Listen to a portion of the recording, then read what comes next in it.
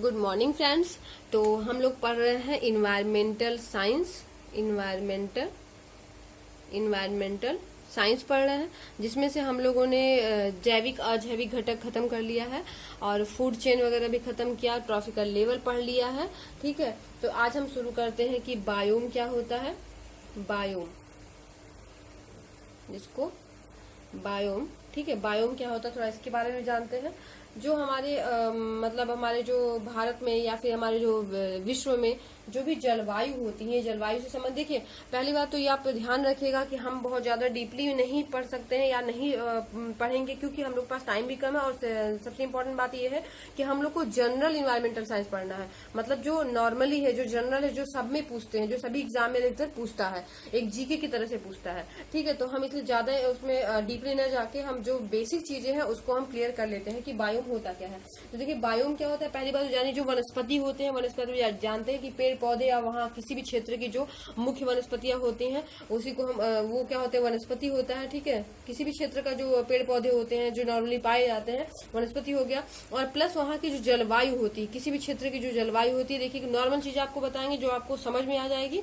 तो किसी भी क्षेत्र की जो वनस्पति होती है और वहाँ के क्षेत्र की जो जलवायु होती है, वो जब एक दूसरे से क्या होते हैं, जो उनके बीच में क्या एक संबंध होता है, जो एक दूसरे से वो जुड़े होते हैं, जिस प्रकार से दूसरे को प्रभावित करते हैं, वही मिला के क्या बनता है, हमारा बायोम बनता है। देखिए आप लोगों को क्लियर हो भी गया होगा कि बायोम होता क्या है, यानी कि वनस्पति और जलवायु, मतलब जो वनस्पति जलवायु पे किस तरह से डिपेंड होती है, किस तरह से वहां पे उसको प्रभावित करती है, जलवायु किसी वनस्पति को प्रभावित करती है, वनस्पति किस तरह जलवायु में रहते हैं, वो सारी चीजें क्या हो जाती हैं, बायोम हो जाती है। जलवायु यहाँ पे यानी कि जो वहाँ पे ताप होता है, वर्षा होती है, धूप होता है, मतलब वहाँ के जो भी हमें शरद गर्म ये सब सारी चीजें होती है, वह जलवायु हो जाएगी। मतलब एक सिंपल वे में हम जानेंगे। ठीक है, अब देखिए क्या यहाँ पे हो गया, यानी कि किसी परिस्थिति तंत्र में जो पेड़ पौधों का जो सम्मिलित रूप होता है, यानी कि वहाँ पे क्या हो जाएगा, यानी कि यहाँ पे दोनों सारी चीजें आ जाएंगी। पेड़ पौधे होते हैं उनके जो सम्मिलित रूप होता है वो किस एक निश्चित जलवायु, मतलब कि जलवायु होता है क्या, वो निश्चित होता है, वो किस निश्चित जलवायु में रहते हैं। ठीक, ये बायोम हो गया। अब हम बायोम के बारे में पढ़ते हैं, बायोम होते कितने हैं।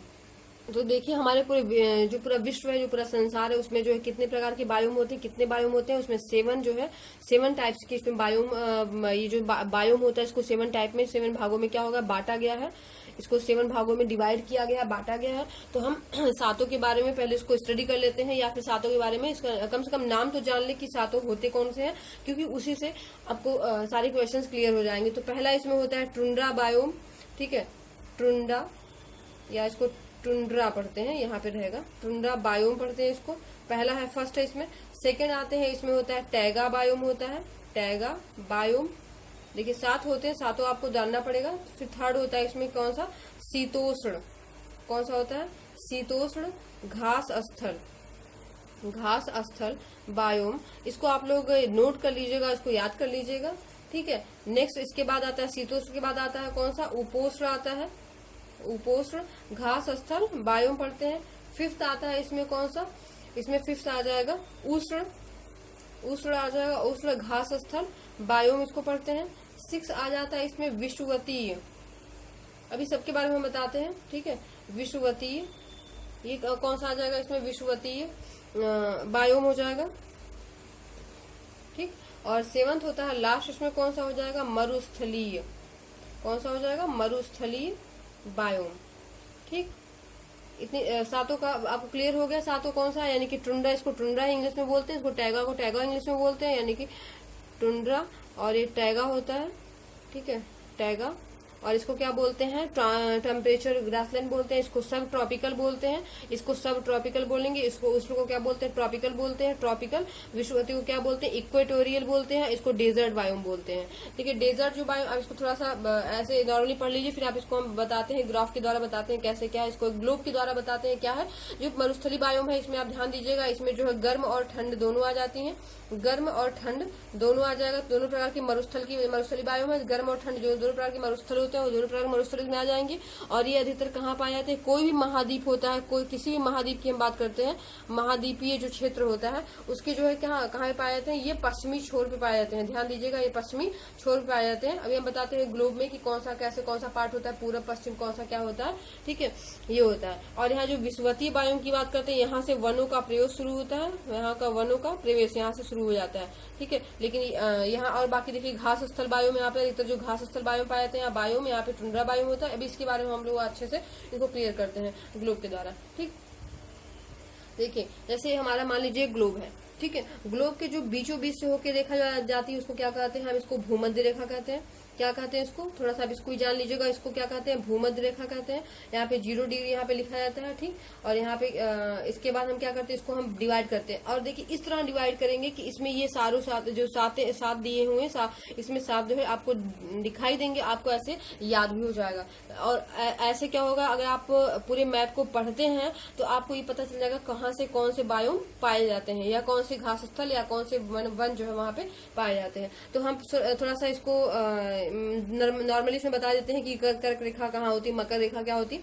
देखिए भूमध्य रेखा यहाँ पे होती है, बीचों बीच में होती है। इसको हम क्या कहते हैं, विषुवतीय रेखा भी बोलते हैं। इसको क्या बोलते हैं, विषुवतीय रेखा भी बोलते हैं, विषुवतीय रेखा भी बोलते हैं, ठीक है। विषुवतीय रेखा अथवा भूमध्य रेखा बोलते हैं। देखिए इसके जो ऊपर से जाती है, जो इसके ऊपर जो रेखा होती है, मतलब यहाँ पे जो रेखा होती है, इसको क्या बोलते हैं, इसको हम बोलते हैं कर्क रेखा बोलते हैं, इसको कर्क रेखा बोलते हैं, ठीक है। और इसकी जो नीचे वाली रेखा होती है इसको हम क्या बोलते हैं, मकर रेखा बोलते हैं। इसको क्या बोलते हैं, मकर रेखा बोलते हैं। फिर यहाँ पे जो है नीचे जो है नीचे साइड में क्या होता है, वो अंटार्कटिका होता है, ठीक है, अंटार्कटिका होता है, अंटार्कटिका। और ऊपर जो साइड में होता है वो आर्कटिक होता है, ऊपर क्या होता है, आर्कटिक होता है, ठीक है। ये आपको नॉर्मली चीजें बता रहे हैं, पूरा जियोग्राफी नहीं। जियोग्राफी आप पढ़ेंगे तो उसमें बहुत सारी चीजें आ जाती हैं, बहुत सारी बाद में कभी पढ़ाने का मौका मिलेगा, आपको टाइम मिलेगा तो इसको भी देखा जाएगा, डीपली इसको पढ़ा जाएगा। लेकिन आप अभी एक जनरल वे में जानिए। अब देखो, चूंकि देखिए अब इसमें बायोम को हमें डिवाइड करना है, बायोम को पढ़ना, तो अब बायोम पे चलते हैं हम। देखिए जो भूमध्य रेखा होती है, भूमध्य रेखा के जो आसपास के जो क्षेत्र होते हैं, थोड़ी देर पे जो क्षेत्र होते हैं, अब इसको हम ऐसे पढ़ेंगे, ठीक है। देखिए 5th नंबर पे है, यानी कि यहाँ पे क्या है, ये जो है 6 नंबर पे है, 6 नंबर पे है। देखिए विषुवतीय जो क्या बायोम के यहाँ 6 नंबर पे है, तो हम इसको नंबरिंग से पढ़ लेते हैं। तो यहाँ पे क्या करते हैं, 6 जो होता है, यहाँ पे आप 6 लिख लीजिए, ठीक है। ये जो होता है, यानी कि विषुवतीय रेखा के जो आसपास का होता है, इसको क्या हम पढ़ेंगे, ये यहाँ पे कौन सी बायोम पाई जाती है, यहाँ पे कौन सी बायोम पाई जाएगा, यहाँ पे विषुवतीय बायोम पाया जाता है। यानी कि जो भूमध्य रेखा के, ये भूमध्य रेखा गया है, भूमध्य रेखा के जो आसपास का जो क्षेत्र होता है, थोड़ा देर का जो क्षेत्र होता है, वहां पे क्या हो जाए, यहाँ पे विषुवतीय बायोम पाया जाता है। फिर इसके हम आगे थोड़ा बढ़ते हैं, यानी कि जो इसका दोनों तरफ ऊपर का जो क्षेत्र होता है, ये क्षेत्र हो गया। यहाँ पे हम 5th लिखते हैं, क्या लिखते हैं, यहाँ पे 5th लिखते हैं। पांचवा पे क्या आ जाएगा, यहाँ पे उष्ण, यहाँ पे उष्ण घास स्थल बायोम पाया जाता है। यहाँ पे कौन सा, जो 5वां जो होता है वहां पे उष्ण घास स्थल बायोम पाया जाता है। अब इसके ऊपर जाते हैं, फिर यहाँ पे 4th, यहाँ पे 4th हो जाएगा, फिर यहाँ पे क्या हो जाएगा, 4th हो जाएगा। 4th पे कौन सा हो जाएगा, यहाँ पे क्या होगा, 4th में क्या होगा, उपोष्ण घास स्थल बायोम, यानी कि 4th उसके नीचे वाले भाग में क्या आ जाएगा, यहाँ पे उपोष्ण घास स्थल बायोम पाया जाता है। अब फिर इसके ऊपर जाते हैं, यहाँ पे क्या करते हैं, 3 करते हैं, यहाँ से फिर आते हैं नीचे, यहाँ पे भी 3 करते हैं, यानी कि दोनों तरफ वही चीजें होंगी, ठीक है। तो 3 क्या है, शीतोष्ण घास स्थल बायोम। अब देखिए शीतोष्ण आ रहा है, तो यानी कि यहाँ पे धीरे धीरे क्या होता है, ये जो है उत्तरी ध्रुव दक्षिणी ध्रुव के धीरे हम करीब जाते हैं, तो यहाँ पे क्या होता है, ठंड ज्यादा पड़ती है।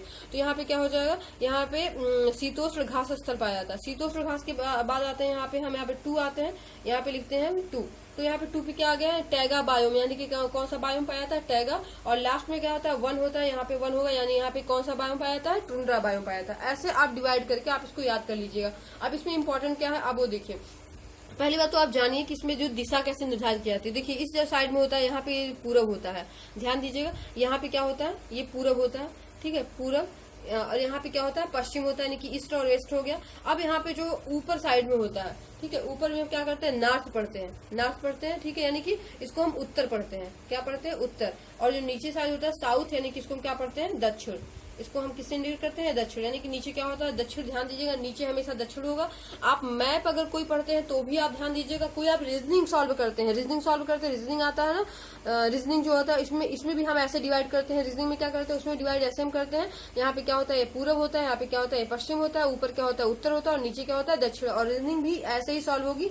अगर वक्त मिलेगा तो हम रीजनिंग भी इसको देखेंगे आगे, कैसे इसको जो नॉर्मल चीजें हम उसको पढ़ेंगे, ठीक है। तो अब यहाँ देखिए, यहाँ पे क्या हो गया, इस साइड में पूरब हो गया, यहाँ पे पश्चिम हो गया, यहाँ पे ऊपर उत्तर हो गया, नीचे दक्षिण हो गया। तो यहाँ पे अब इस तरह क्या होता है, यहाँ पे दक्षिणी ध्रुव होता है, यहाँ उत्तरी ध्रुव होता है। ध्रुव यानी कि जहाँ पे हमेशा बर्फ पड़ती है, हमेशा ठंड होती है। और जब ठंड होता है तो वहाँ पे कैसे जलवायु, कैसे बायोम पाए जाते हैं, टुंड्रा अथवा टैगा पाए जाते हैं। उसके थोड़ा सा जो यहाँ पे कम थोड़ा ठंड, लेकिन ठंड वहाँ पे ज्यादा होती है, तो फिर भी ज्यादा होती है, वहाँ पे शीतोष्ण घास।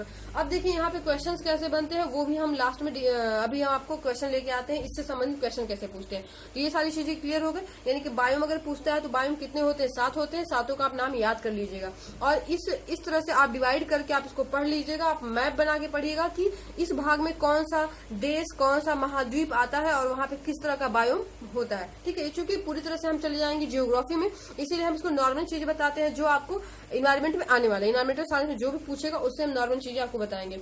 कभी कभी मान लीजिए पूछ लेता है कि जो कर्क रेखा होती है, यानी जो कर्क रेखा वो कितने डिग्री नॉर्थ या कितने डिग्री साउथ में बनी हुई है। तो देखिए कर्क रेखा जो होती है पहली बात तो नॉर्थ में है, ठीक है, यानी उत्तरी में है, तो इसमें कितने डिग्री है वो आप थोड़ा सा जान लीजिए। देखिए यहाँ पे क्या हो जाएगा, ये जो कर्क रेखा होती है वो नॉर्थ में यानी कि यहाँ पे उत्तरी में है, तो कितने यहाँ पे ये 23.5 डिग्री पे है। 23.5 डिग्री ऊपर अगर जाएंगे तो कर्क रेखा आएगी। अगर 23.5 डिग्री हम जो क्या करते हैं नीचे आते हैं, 23.5 डिग्री नीचे आते हैं यानी साउथ में जाते हैं तो क्या आता है, मकर रेखा आता है। ये क्लियर हुआ। फिर देखिए यहाँ पे इसके आगे जो मतलब बनता है, यहाँ पे क्या होता है, ये जो यहाँ जो बीचों बीच में यहाँ पे कौन सा डिग्री, यहाँ पे 90 डिग्री बनता है, यहाँ पे भी क्या होता है 90 डिग्री बनता है। ठीक है, इसके बाद हम पढ़ते हैं यानी कि यहाँ पे 45 डिग्री बनता है, या फिर इसके 60 जो होता है 66 होता है। यहाँ पे नॉर्थ में जाएंगे, इसके ऊपर 75 डिग्री बनता है। जो आप इम्पोर्टेंट चीज है उसको बस आप याद कर लीजिएगा। यहाँ पे भी ऐसे होगा, 23.5 हो गया यानी कि फिर इसके बाद आता है 45 यानी 45 हो जाएगा, 45 डिग्री। उसके बाद आता है नीचे 66.5 हो जाता है।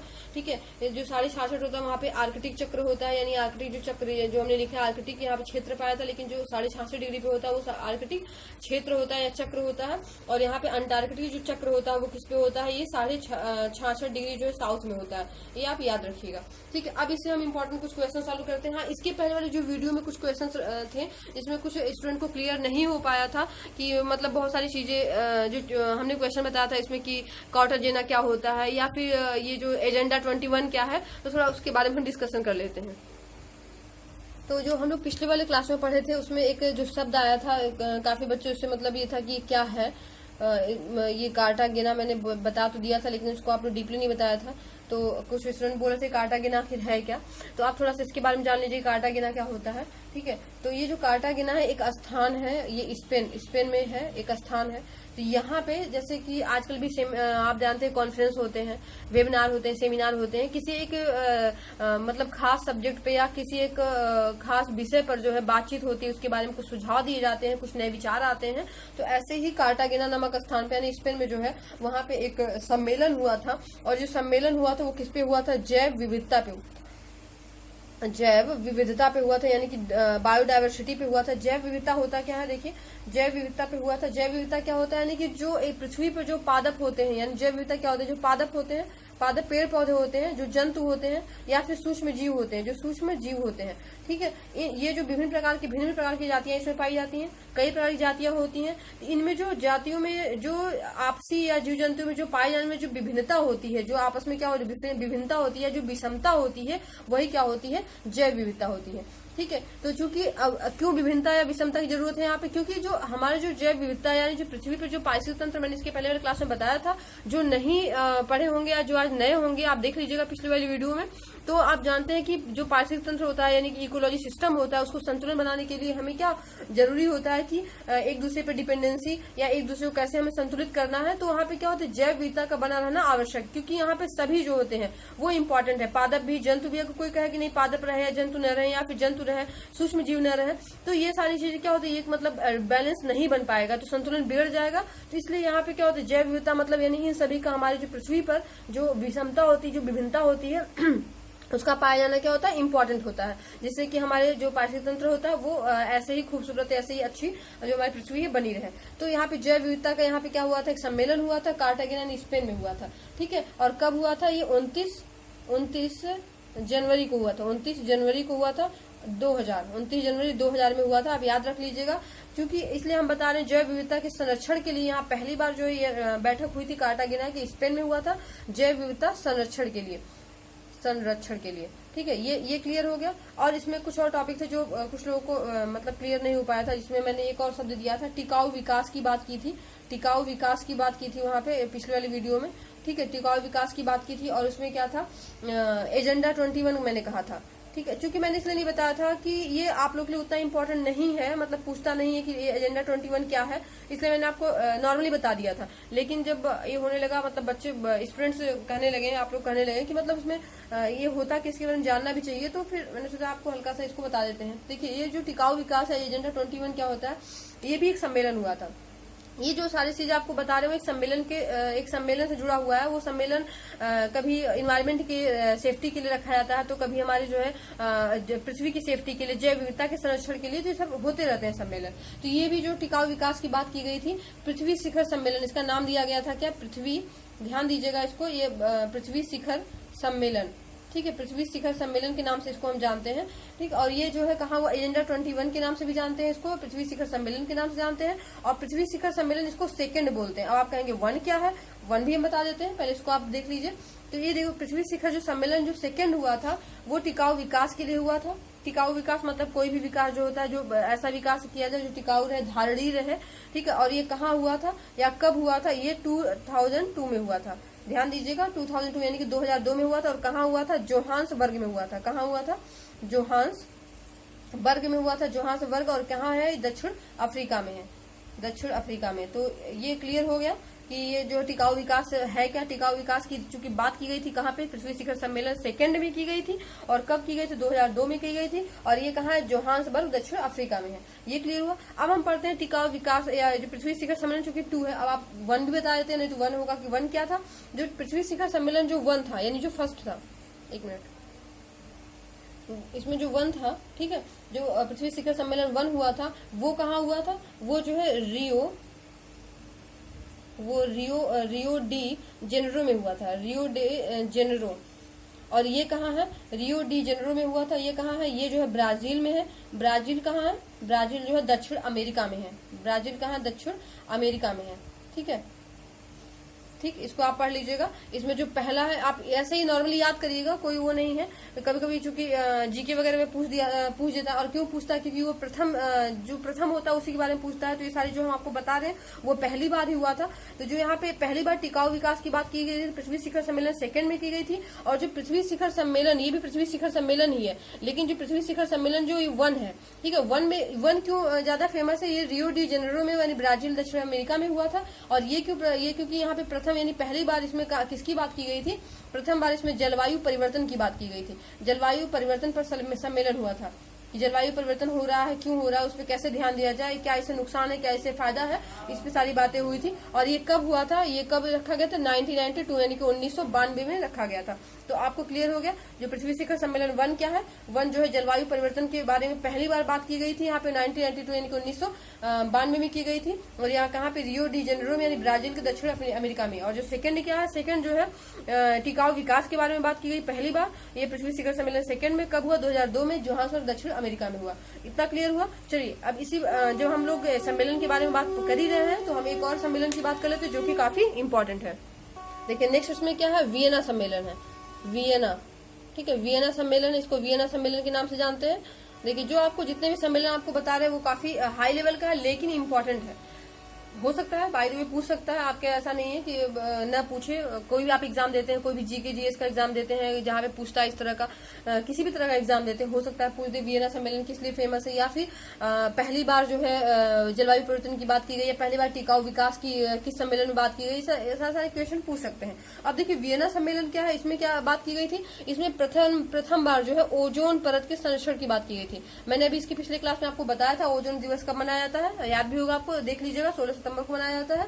तो ओजोन परत जो संरक्षण की बात की गई थी, क्योंकि हमारा जलवायु परिवर्तन बहुत तेजी से हो रहा है, तो उसमें जो है प्रॉब्लम आती है, कैसे हमें क्या करना है, इसमें प्रदूषण बहुत बढ़ रहे हैं। तो ओजोन परत संरक्षण की बात की गई थी वियना सम्मेलन में, पहली बार की गई थी, प्रथम बार की गई थी। और ये कहाँ किया गया था, ये ऑस्ट्रिया में किया गया था, ये ऑस्ट्रिया में पड़ता है, ठीक है। वियना कहाँ पड़ता है, ऑस्ट्रिया में पड़ता है। और ये कब की गई थी, पहली बार 1985 में की गई थी, ठीक है। तो ये आपका जो सम्मेलन क्लियर हो गया। चलिए, हम कुछ इंपॉर्टेंट जो आपको क्वेश्चन है उसको सॉल्व कर लेते हैं, जो इससे रिलेटेड है, जो इससे इंपॉर्टेंट है, ठीक। देखिए, आप कुछ इंपॉर्टेंट क्वेश्चन जो मैं बना के रखी रहती हूँ आप लोग के लिए, तो इसमें देखिए पहला क्वेश्चन क्या है, एग मार्क का संबंध है। एग मार्क आप लोग सुने भी होंगे, लगा होता है।